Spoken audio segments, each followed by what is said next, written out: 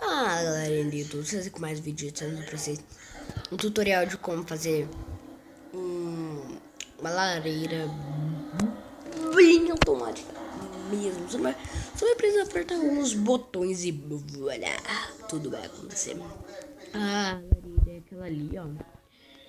Beleza, então bora. Pra começar vocês vão precisar de distribuidor, isqueiro, redstone e rocha do submundo. Beleza, pra começar vocês vão precisar pegar a rocha do submundo, fazer dois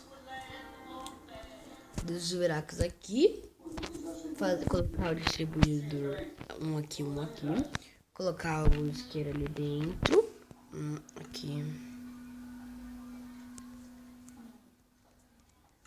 Colocar o isqueiro aqui, vou olhar e bora. Agora vocês vão precisar de pedra para fechar.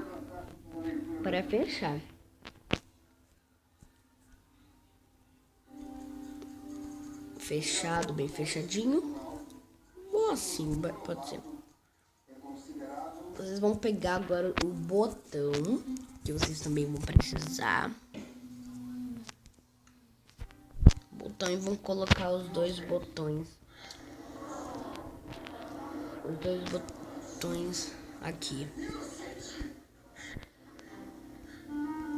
Aí depois você vai vir aqui atrás no ângulo do botão. No ângulo do botão vocês vão aqui atrás e vão fazer ligar a redstone no ângulo do botão. Que no caso o ângulo do meu botão tem que ser aqui.